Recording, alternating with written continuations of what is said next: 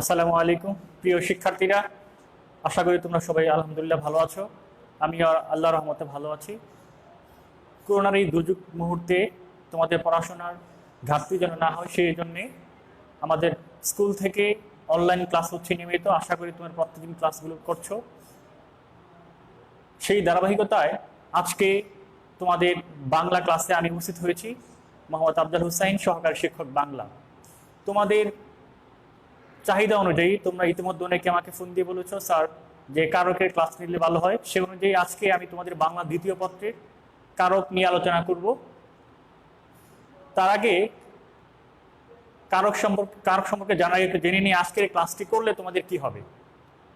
আজকে আগামী সময়টুকু আমার সঙ্গে থাকলে তোমরা কারক সম্পর্কে জানতে পারবে, কারক কি, কারকের পরিচয় জানতে পারবে, কারকের প্রকারভেদ জানতে পারবে, কারক নির্ণয় করতে পারবে। আশা করি আমার সাথে সবটুকু সময় থাকবে। এবং তার আগে তোমরা যারা শুনছো আমার লাইভটি, বাসায় অবশ্যই সাথে খাতা কলম এবং বই নিয়ে বসবে। চলো এবার আমরা যাই কারকের সঙ্গে পরিচয় হই। কারক শব্দটি হচ্ছে তৎসম বা সংস্কৃত শব্দ। কারক শব্দটি তৎসম বা সংস্কৃত শব্দ। এই শব্দের ভূৎপত্তি দেখি, যদি আমরা দেখো এখানে খেয়াল করো যে কারক শব্দের ভূৎপত্তি হচ্ছে যে ক্রি যুগ নক বা অক। কারক শব্দের অর্থ দাঁড়ালো তাহলে যে ক্রিয়া সম্পাদক, তার মানে হচ্ছে যে কাজ করে সেই হচ্ছে কি কারক। আর আরেকটি কথা বলিনি, ইংরেজিতে তোমরা যে কেস পড়েছ সেটাকেই আমরা বাংলায় কারক বলে থাকি। তার মানে আমরা দেখি যে বাক্যের অন্তর্গত প্রত্যেকটি বাক্যে কি থাকে, একটি ক্রিয়া থাকে। আর সেই ক্রিয়াকে কেন্দ্র করে বাক্যের অন্যান্য পদের যে সম্পর্ক সেটাকে আমরা কারক নামে চিনি। তার মানে আমরা জানলাম কি যে কারক শব্দের অর্থ হচ্ছে যে ক্রিয়া সম্পাদক বা যে ক্রিয়া সম্পাদন করে। আমরা সংজ্ঞা এরকম বলতে পারি যে বাক্যের অন্তর্গত, দেখো লিখে নাও এভাবে,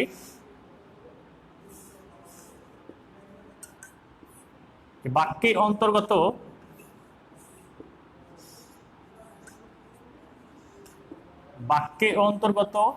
ক্রিয়াপদের সাথে বাক্যের অন্যান্য পদের যে সম্পর্ক,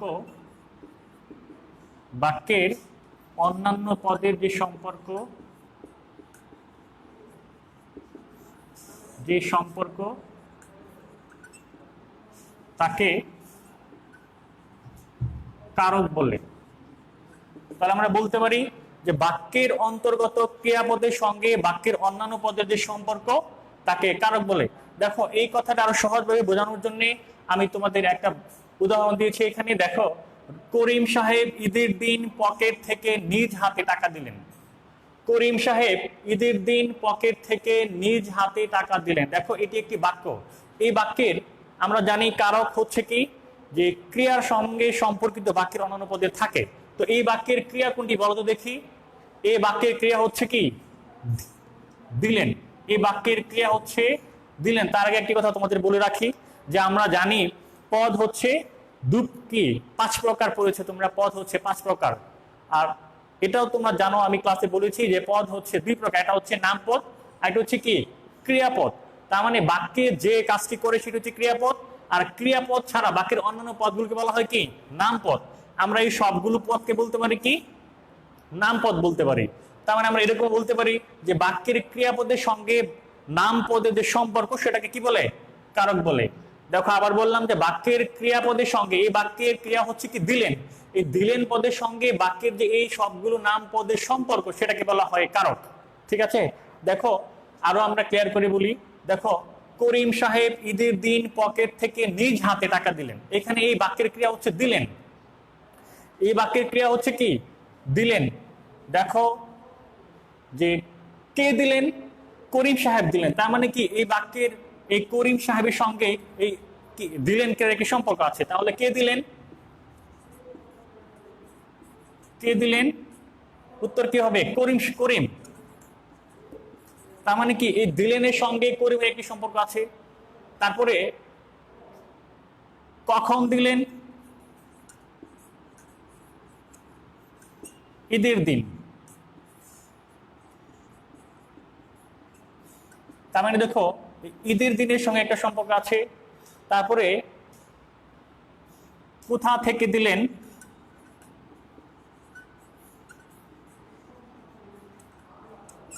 পকেট থেকে, পকেট থেকে, তার মানে কি পকেট থেকে, তার মানে দেখো এই পকেটের সঙ্গে একটা সম্পর্ক আছে। কিভাবে দিলেন? নিজ হাতে দিলেন। কিভাবে দিলেন?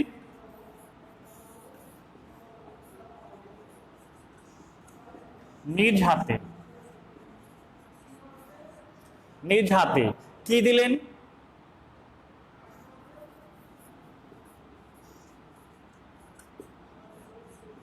টাকা দিলেন।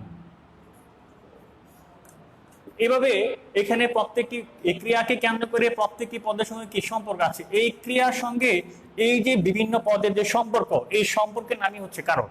দেখো আবার বলি, এই বাক্যের ক্রিয়া হচ্ছে কি দিলেন, এই দিলেন ক্রিয়ার সঙ্গে বাক্যের যে এই করিম, ঈদের দিন, পকেট, নিজ হাতে, এই যে অন্যান্য পদের যে সম্পর্ক, এই সম্পর্কের যে প্রক্রিয়া, এটা নামই হচ্ছে কারক। আমরা তাহলে আমরা সংজ্ঞা এরকম বলতে পারি যে বাক্যের ক্রিয়াপদের সঙ্গে বাক্যের এই অন্যান্য পদের যে সম্পর্ক সেটাকে কারক বলে। আমরা এভাবে বলতে পারি যে বাক্যের ক্রিয়াপদের সঙ্গে নাম পদের যে সম্পর্ক সেটাকে কি বলে?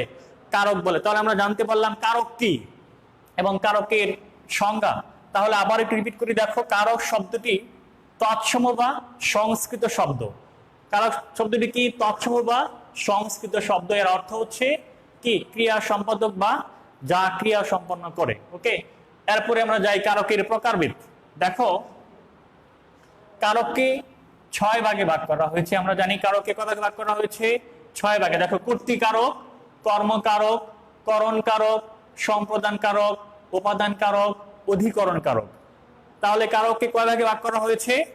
6 ভাগে। কর্তৃকারক, কর্মকারক, করণ কারক, সম্প্রদান কারক, উপাদান কারক, অধিকরণ কারক। এবার দেখো আমরা আজকে এই কর্তৃকারকের সঙ্গে পরিচিত হই। কর্তৃকারক দেখো,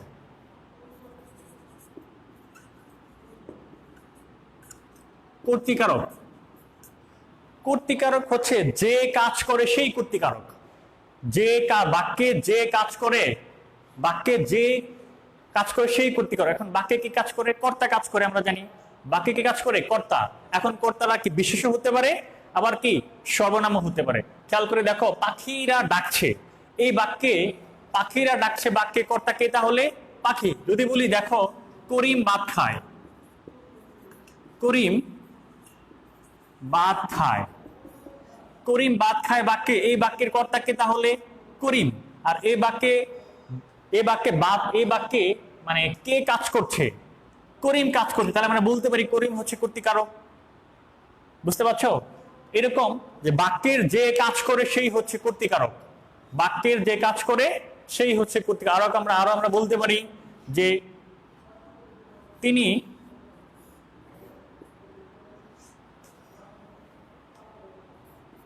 তিনি স্কুলে যাচ্ছেন।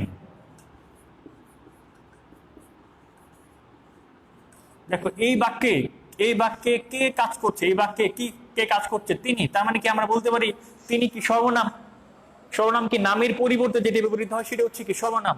তার মানে দেখো এই বাক্যে কর্তা কে? তিনি।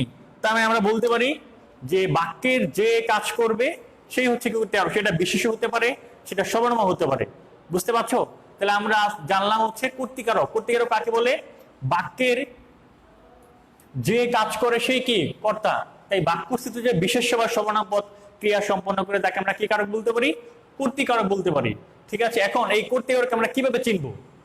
সহজেই কর্তৃকারক আমরা কিভাবে চিনব সেটার একটা উপায় হচ্ছে, দেখো ক্রিয়াকে যখন কে বা কারা দ্বারা প্রশ্ন করা হয় তখন উত্তরে যেটা আসবে সেটা হচ্ছে কি কর্তৃকারক। তাহলে আমি একটা উদাহরণ লিখেছিলাম যে কে কে ভাত খায়, কে ভাত খায়। এখন উত্তর কি আসবে? করিম। করিম ভাত খায়। তার মানে ক্রিয়াকে যদি আমরা কে দ্বারা প্রশ্ন করি তাহলে উত্তর যে আসবে সেটা হচ্ছে কি কর্তৃকারক। বুঝতে পারছো? তাহলে আমরা জানলাম কর্তৃকারক কাকে বলে। বলতো কর্তৃকারক কাকে বলে? এখন নিজেরা একটু দেখাতে পারো কিনা? এরপরে দায়ী হচ্ছে কি কর্মকারক। কর্মকারক, কর্মকারক হচ্ছে বাক্যের ক্রিয়া, বাক্যের কর্তা যাকে আশ্রয় করে কাজ করে তাকে বলে কি কর্মকারক। দেখো আমি একটা উদাহরণ লিখি, রহিম ভাত খায়। এই বাক্যের কর্তা হচ্ছে কি রহিম, তাই না? এ বাক্যের কর্তা কে? রহিম। তার মানে দেখো কর্তা যাকে আমরা আমরা হচ্ছে কি যে কর্মকারকের সংজ্ঞায় বলেছি যে কর্তা যাকে আশ্রয় করে কাজ করে সেটি হচ্ছে কি কারক? কর্মকারক। এই বাক্যে খেয়াল করে দেখো এই রহিম কর্তাটি কাকে আশ্রয় করে কাজ সম্পন্ন করছে? এই ভাতকে। রহিম কি খায়? ভাত খায়। তার মানে রহিমের কাজটি ভাতকে আশ্রয় করে সম্পাদিত হচ্ছে।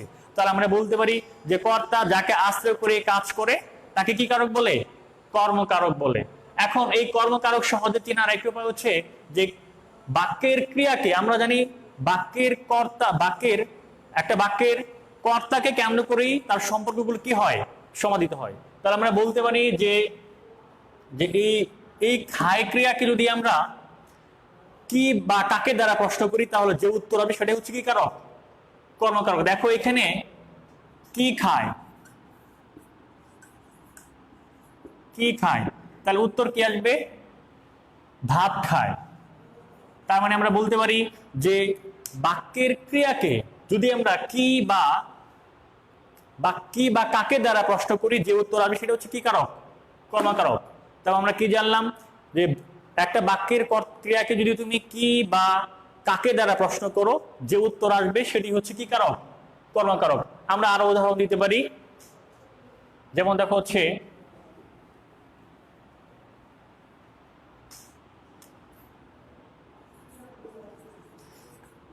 শিমু সাইকেল চালায়।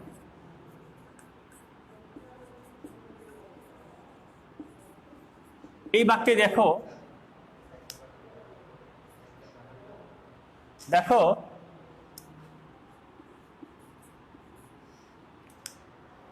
শিমু সাইকেল চালায়। দেখো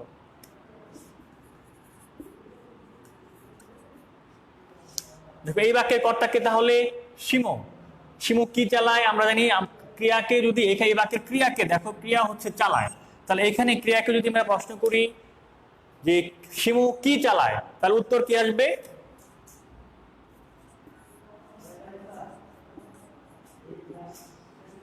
সাইকেল চালায়। সাইকেল। তার মানে আমরা সহজে বুঝে নিতে পারবো যে বাক্যের ক্রিয়াকে যদি আমরা কি বা কাকে দ্বারা প্রশ্ন করি তাহলে যে উত্তর আসবে সেটি হচ্ছে কি কারক? কর্মকারক। তাহলে কি কর্মকারক বুঝতে পারলে তোমরা?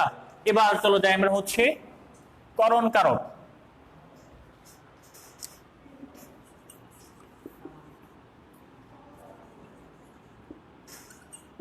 করণ কারক। তার আগে জেনে নিই করক শব্দের অর্থ কি। করণ শব্দের অর্থ হচ্ছে যন্ত্র, সহায়ক বা উপায়। করণ শব্দের অর্থ কি? যন্ত্র, সহায়ক বা উপায়। দেখে নাও, তার মানে কর্তা যার সাহায্যে কাজটি করে সেটাকে বলা হয় কি? করণ কারক। কর্তা যার সাহায্যে কাজ করে সেটাকে বলা হয় কি কারক? করণ কারক। আবার বলছি দেখো করণ শব্দের অর্থ হচ্ছে যন্ত্র, সহায়ক বা উপায়। কর্তা যার সাহায্যে বা যার দ্বারা কাজ করে সেটাকে আমরা বলতে পারি কি কারক? করণ কারক। একটা উদাহরণ দিয়ে যাক, দেখো যে আকাশ মেঘে ঢাকা। আকাশ মেঘে ঢাকা এই বাক্যের ক্রিয়া কি আমরা জানি? ঢাকা। দেখো দেখো যে আকাশ মেঘে ঢাকা, এখানে এই ঢাকা কাজটি কাকে আশ্রয় করে হচ্ছে? মেঘকে। আকাশ কিসে ঢাকা? মেঘে ঢাকা। তার মানে দেখো এই বাক্যে এই ঢাকা কাজটি মেঘকে দ্বারা কি হচ্ছে? তার মানে আমরা বলতে পারি যে কর্তার কাজটি যার দ্বারা হবে, যার সাহায্য হবে সেটি হচ্ছে কি কারক? করণ কারক। আমরা আরেকটু উদাহরণ দিতে পারি, দেখো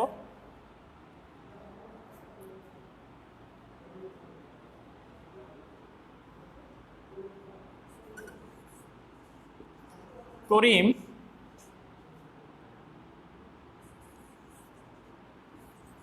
কলম দিয়ে লিখে। দেখো এই বাক্যের ক্রিয়া হচ্ছে কি? লিখে ক্রিয়া। এখন একে যদি আমরা প্রশ্ন করি, দেখো করিম কি দিয়ে লিখে? উত্তর কি চলে আসবে? কলম দিয়ে লিখে। তার মানে কলম হচ্ছে কি কারক? করণ কারক, তাই না? তাহলে আমরা জানি কি যে ক্রিয়াকে যদি আমরা কাকে দ্বারা প্রশ্ন করি, তাহলে কি হবে? কাকে দেওয়ার প্রশ্নগুলো যে উত্তর হবে সেটা হচ্ছে কি কারক? করণ কারক। বুঝতে পারলে সবাই যে ক্রিয়াকে কাকে দ্বারা প্রশ্নগুলো যে উত্তর হবে সেটা হচ্ছে কি কারক? করণ কারক। তাহলে আমরা কি জানলাম? করণ শব্দের অর্থ হচ্ছে যন্ত্র, সহায়ক বা উপায়।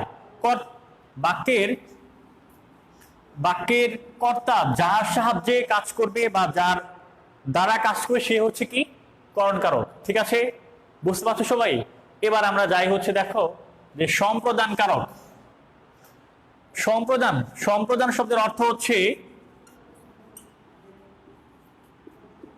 সম্প্রদান শব্দের অর্থ হচ্ছে স্বেচ্ছায় দান, সত্য ত্যাগ করে দান, যেটা কি যে দানটা কি ফিরিয়ে নেওয়া হয় না। তাহলে আমরা বলতে পারি যে সত্য ত্যাগ করে বা অধিকার ছেড়ে দিয়ে যে দান করা হয় সেটাকে হয় কি, সেটাকে আমরা বলবো সম্প্রদান করক। বুঝতে পারছো? সম্প্রদান শব্দের অর্থ কি? স্বেচ্ছায় দান, যাকে অধিকার ছেড়ে দিয়ে দান করা হবে বা সত্য ত্যাগ করে দান করা হবে সেটা হচ্ছে কি কারক? সম্প্রদান কারক। যেমন আমরা বলতে পারি দেখো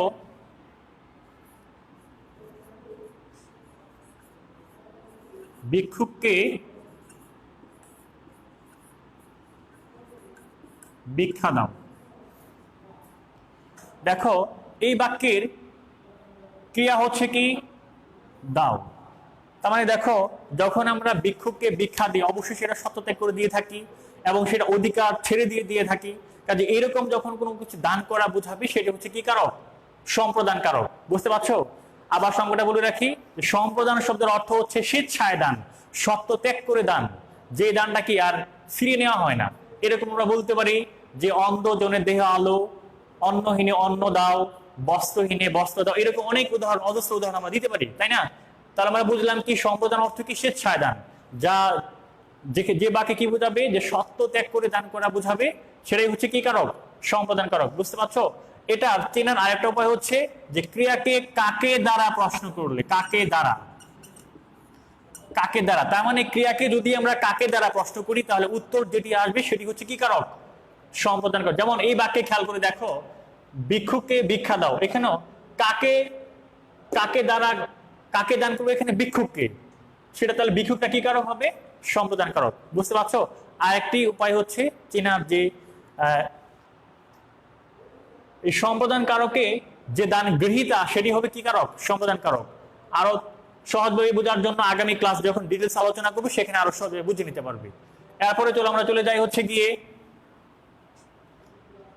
অপাদান কারক।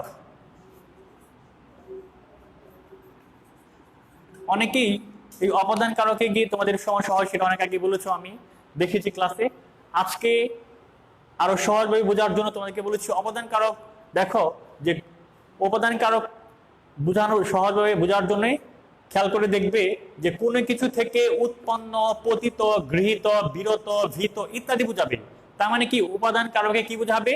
কোনো কিছু থেকে ভীত বোঝাবে, শ্রুত বোঝাবে, পতিত বোঝাবে, ভয় বোঝাবে, দুর্বৃত্ত বোঝাবে, রক্ষিত বোঝাবে। এই ধরনের কোনো ভাব আমরা যদি দেখি বাক্যের মধ্যে তাহলে সেটা আমরা ধরে নেব কি কারক? উপাদান কারক। আরো সহজে বোঝার জন্য খেয়াল করে দেখবে উপাদান কারকের প্রতি কি থাকে? কোথা থেকে থাকে। তার মানে কি থেকে থাকে, হতে থাকে। এই ধরনের বোঝালে সেটা আমরা কি ধরে নিব? উপাদান কারক। খেয়াল করে দেখো আমি একটা উদাহরণ বলি। দেখো যে তিল থেকে তৈল হয়। খেয়াল করে দেখো তিল থেকে তৈল হয়, তার মানে কি এই বাক্যে কি বোঝাচ্ছে? থেকে বোঝাচ্ছে। আর এখানে কি বোঝাচ্ছে? উৎপন্ন বোঝাচ্ছে। এই বাক্যে কি বোঝাচ্ছে? উৎপন্ন। তার মানে দেখো এরকম যে আমি আগে বলেছি যারা অনেকেই ধরতে পারবে না তখন সেটা খেয়াল করে দেবে থেকে বোঝাবে যে উপাদান কারক কি থাকবে? থেকে বা হতে থাকবে, প্রত্যেকটা বাক্যের মধ্যে থাকবে এরকম। তিল থেকে তৈল হয়, মেঘ থেকে বৃষ্টি হয়, তারপর এরকম আছে যে ফুল থেকে ফল হয়। তার মানে কি উপাদান কারকে প্রত্যেকটি বাক্যের মধ্যে দেখবে হতে থেকে থাকবে। হ্যাঁ, আরো আরো বলেছি যে বোঝার জন্য সেটা কি থাকবে? বাক্যের মধ্যে উৎপন্ন থাকবে, পতিত থাকবে, গৃহীত থাকবে, বিরত থাকবে, ভীত থাকবে, দুর্বৃত্ত থাকবে, রক্ষিত থাকবে, জাত থাকবে, উৎপন্ন থাকবে। তার মানে এই ধরনের কোনো কিছু বুঝালে সেটা আমরা ধরে নেব কি কারক? উপাদান কারক। বুঝতে পারছো? এবার দেখো আরেকটি উদাহরণ দিয়ে দেখ।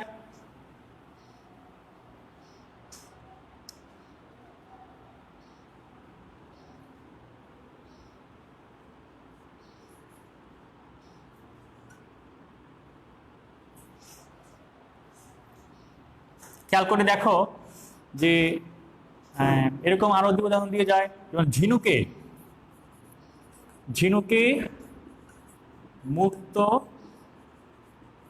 মেলে। খেয়াল করে দেখো এখানে ঝিনুকে মুক্ত মেলে, তার মানে কি এখানে কি বোঝাচ্ছে? দেখো ঝিনুক থেকে আমরা মুক্ত পাই, ঝিনুক অবশ্যই এখানে ঝিনুকে এখানে থেকেটা কিন্তু উজ্জ্বল থাকছে, আমরা বুঝতে পারছি ঝিনুকে মুক্ত মেলে। এরকম আরো বলতে পারি। মোট কথা হচ্ছে তোমরা যদি বাক্যের ক্রিয়াকে যদি কি কোথা থেকে দ্বারা দ্বারা প্রশ্ন করো, কি হবে? কোথা থেকে দ্বারা প্রশ্ন করলে যে উত্তর আসবে সেটি হচ্ছে কি কারক? উপাদান কারক। আবার খেয়াল করে দেখো, আবার বলি যে উপাদান কারক হচ্ছে কি কোনো কিছু, যে বাক্যে কোনো কিছু উৎপন্ন বোঝাবে, ভীত বোঝাবে, শ্রুত বোঝাবে, দুর্বৃত বোঝাবে, রক্ষিত বোঝাবে, ভয় বোঝাবে, সেটা আমরা কি ধরে নিব? উপাদান কারক। এবং আরো একটা সহজ টেকনিক হচ্ছে যে খেয়াল করে দেখবে বাক্যের মধ্যে থেকে এবং হতে আছে কিনা, তাহলে দেখবে যে সেটা কি কারক? উপাদান কারক। বুঝতে পারছো? এরপরে চলো যাই হচ্ছে আমরা অধিকরণ কারক।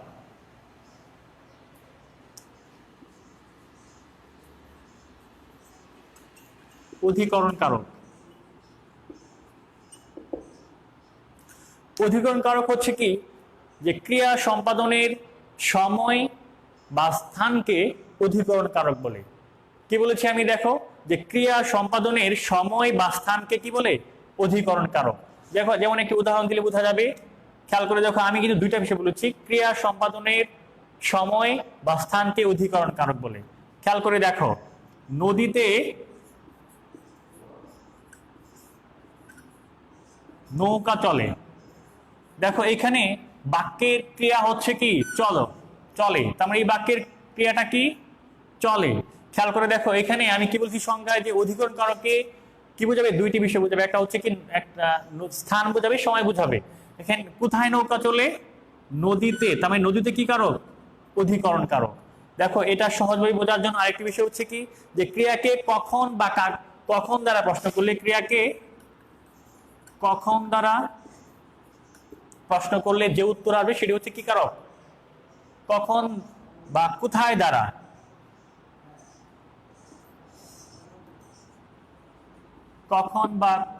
ধারা প্রশ্ন করলে যে উত্তর আসবে সেটি হচ্ছে কি কারক? অধিকরণ কারক। তাহলে দেখো আমরা প্রশ্ন করতে পারি যে কোথায় নৌকা চলে? নদীতে নৌকা চলে। উত্তর চলে আসছে কি? নদীতে। তার মানে নদীতে কি কারক? অধিকরণ কারক। এরকম আর উদাহরণ দেওয়া যেতে পারে।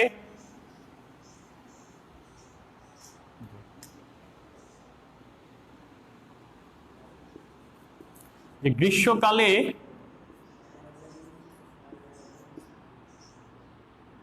কাঁঠাল পাওয়া যায়। তাহলে দেখো এই বাক্যে ক্রিয়া যায় হচ্ছে কি, এটা ক্রিয়া বলতে পারি আমরা। আর এখানে এই বাক্যে কি বোঝাচ্ছে? দেখো তো সময় বোঝাচ্ছে কিনা? গ্রীষ্মকালে, এটা অবশ্যই সময় বোঝাচ্ছে। তার মানে কি আমরা বলতে পারি যে এটি হচ্ছে কি কারক? অধিকরণ কারক। আরেকটি বিষয় তোমাদের জানা রাখা দরকার, সেটি হচ্ছে যে অধিকরণ কারকে আরেকটি বিষয় থাকে, সেটি হচ্ছে কি বিষয়। যেমন আমরা বলতে পারি সুমন ব্যাকরণে পণ্ডিত।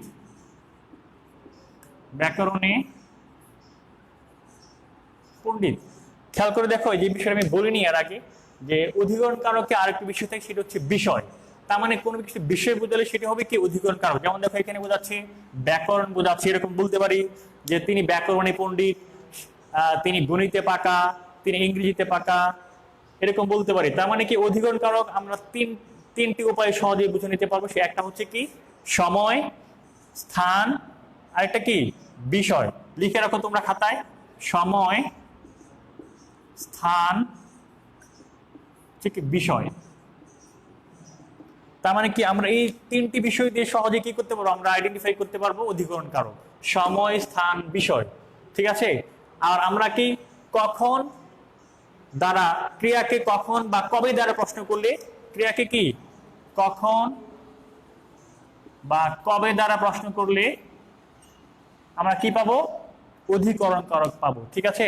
আমরা সামনের ক্লাসে আরো এই প্রত্যেকটি প্রকারের বিস্তারিত আলোচনা করবো, তখন আরো তোমাদের আরো পরিষ্কারভাবে বুঝে নিবে।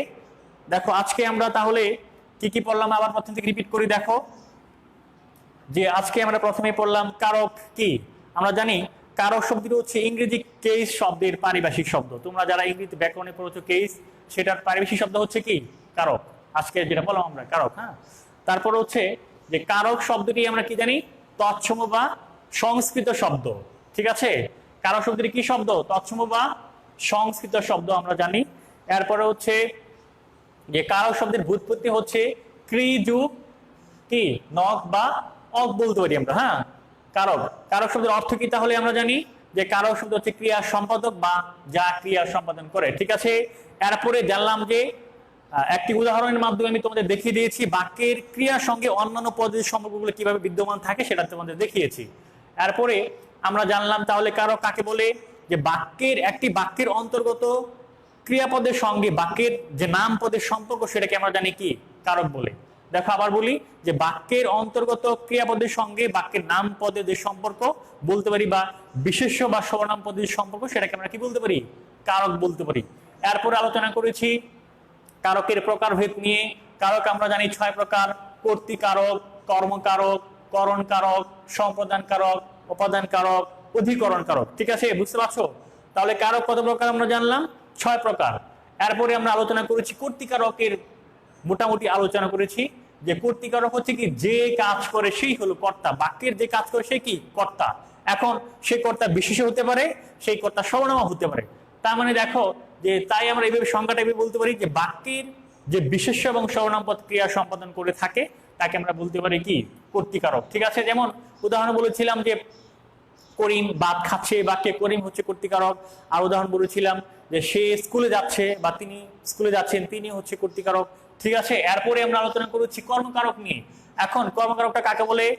বলেছিলাম যে বাক্যের কর্তা যাকে আশ্রয় করে ক্রিয়া সম্পন্ন করে তাকে বলে কি কর্মকারক। বুঝতে পারছো কি বলেছিলাম? যে বাক্যের কর্তা যাকে আশ্রয় করে ক্রিয়া সম্পন্ন করে তাকে বলে কর্মকারক। উদাহরণ দিয়েছিলাম যে রহিম ভাত খাচ্ছে, এই বাক্যের রহিমের খাওয়া কাজটি কাকে আশ্রয় করে হচ্ছে? ভাতকে আশ্রয় করে হচ্ছে। ঠিক আছে, এরপরে যাই হচ্ছে আর কি বলেছিলাম যে ক্রিয়াকে কি বা কাকে দ্বারা প্রশ্ন করলে যে উত্তর আসবে সেটা হচ্ছে কি কারক? কর্মকারক। ঠিক আছে, এরপরে যাই আমরা করণ কারক। করণ কারক নিয়ে আলোচনা করেছিলাম। করণ শব্দের অর্থ বলেছিলাম কি বলতো? করণ শব্দের অর্থ যন্ত্র, সহায়ক বা উপায়। তার মানে কর্তা যার সাহায্যে কাজ করবে, যার দ্বারা কাজ করবে তাকে আমরা কি কারক বলতে পারি? করণ কারক বলতে। উদাহরণ দিয়েছিলাম আমি কি যে রহিম চিঠি লিখছে বা করিম চিঠি লিখছে, সে চিঠি লিখছে বলতে পারি, সে কি লিখছে, মানে ক্রিয়াকে কি দিয়ে বা কিসের দ্বারা প্রশ্নগুলো যে উত্তর আসবে সেটা হচ্ছে কি কারক? করণ কারক। আবার বলি যে ক্রিয়াকে কি দিয়ে বা কিসের দ্বারা প্রশ্নগুলো যে উত্তর আসবে সেটা হচ্ছে কি কারক? করণ কারক। ঠিক আছে, এরপর আলোচনা করেছিলাম সম্প্রদান কারক নিয়ে। সম্প্রদান শব্দের অর্থ হচ্ছে স্বেচ্ছায় দান, অধিকার ছেড়ে দিয়ে দান। তার মানে কি বাক্যে যে বাক্যে আমরা এরকম বুঝতে পারবো যে কি সত্যত্যাগ করে দান করা বোঝাচ্ছে, সেই বাক্যের দান গ্রহীতাকে আমরা বলতে পারি কি কারক? সম্প্রদান কারক। বুঝতে পারছো? এখন আমরা কিভাবে চিনব সম্প্রদান কারক? সেটা হচ্ছে কি ক্রিয়াকে কাকে দ্বারা প্রশ্নগুলো যে উত্তর আসবে সেটা হচ্ছে কি কারক? সম্প্রদান কারক।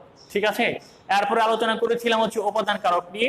উপাদান কারক সহজে চেনার উপায় বলেছিলাম যে কোনো বাক্যের মধ্যে কি থাকে, যদি থেকে বা হতে থাকে সেটি আমরা ধরি অধিকরণ কারক, উপাদান কারক। আরো একটা উপায় বলেছিলাম যে কোনো বাক্যের মধ্যে যদি কি থাকে, উৎপন্ন থাকে, পতিত থাকে, গৃহীত থাকে, বিরত থাকে, ভীত থাকে, শ্রুত থাকে, দূরীভূত থাকে, তাহলে আমরা সেটা ধরে নেব কি কারক? উপাদান কারক। উদাহরণ দিয়েছিলাম যে নদীতে মাছ থাকে, নদীতে নৌকা চলে, এরকম অজস্র উদাহরণ দেওয়া যাবে। আমরা আগামী ক্লাসে যখন এই প্রকার নিয়ে আলোচনা করব তখন আরো বিস্তারিত আলোচনা করব। এরপরে পড়েছিলাম কি অধিকরণ কারক। দেখো আমি বলেছিলাম অধিকরণ কারক সহজে চেনার উপায় হচ্ছে 3টি বলেছিলাম। একটি হচ্ছে কি যে সময় বোঝাবে, স্থান বোঝাবে, বিষয় বোঝাবে। আমরা এই 3টি বিষয় দিয়ে অধিকরণ কারক সহজে কি করতে পারবো? চিহ্নিত করতে পারবো। আর সঙ্গে বলেছিলাম কি যে ক্রিয়া সম্পাদনের কাল, সময় এবং স্থানকে কি বলে? অধিকরণ কারক বলে। আর বলেছিলাম কি ক্রিয়াকে কখন বা কাকে দ্বারা প্রশ্নগুলো যে উত্তর পাওয়া যাবে তাকে আমরা কি কারক বলবো? অধিকরণ কারক বলবো। ঠিক আছে, এই ছিল আজকের মোটামুটি কারকের প্রকারভেদ। আগামী ক্লাসে এই কারকের প্রত্যেকটি কারকের প্রকার নিয়ে আরো বিস্তারিত আলোচনা করব। আশা করি আজকের এই ক্লাস থেকে মোটামুটি তোমাদের প্রায় 50% কারক বোঝা হয়ে গেছে। যারা বুঝবে না, আগামী ক্লাসে যখন এই প্রত্যেকটি কারকের প্রকার নিয়ে আলোচনা করব তখন তোমাদের ইনশাআল্লাহ কোনো কি থাকবে না, কোনো ডাউট থাকবে না। তো আজকে যেটুকু আলোচনা করেছি আমি, এইটুকুর উপরে তোমাদের একটা বাড়ির কাজ থাকবে। আমি তোমাদের এই গ্রুপের কমেন্ট বক্সে তোমাদের সেই বাড়ির কাজটি দিয়ে দিব একটু পরে। সেই বাড়ির কাজগুলো তোমরা করে ওই কমেন্টটি উত্তর দিতে পারো, বা পরবর্তীতে মেসেজে আমাকে কি উত্তর জানাতে পারো, ঠিক আছে? আর আজকে আমি যেটুকু আলোচনা করেছি এই বিষয়ে যদি কারো কোনো জিজ্ঞাসা থাকে, কোনো প্রশ্ন থাকে, তাহলে অবশ্যই আমাকে ফোন দিতে পারো, অথবা কমেন্ট বক্সে প্রশ্ন করতে পারো, অথবা মেসেজে আমাকে প্রশ্ন করতে পারো, ঠিক আছে? তো সবাই ভালো থাকো, আজকে এই পর্যন্তই। করোনার এই সংকটময় মুহূর্তে অবশ্যই তোমরা স্বাস্থ্যবিধি মেনে চলবে, আর অবশ্যই বাসায় ঠিকমতো পড়াশোনা করবে। আর পড়াশোনার যে কোনো বিষয়ে যে কোনো সাহায্যের জন্য অবশ্যই আমাকে ফোন করবে বা মেসেজ করতে পারো, ঠিক আছে? আল্লাহ হাফেজ, আসসালামু আলাইকুম ওয়া রাহমাতুল্লাহ।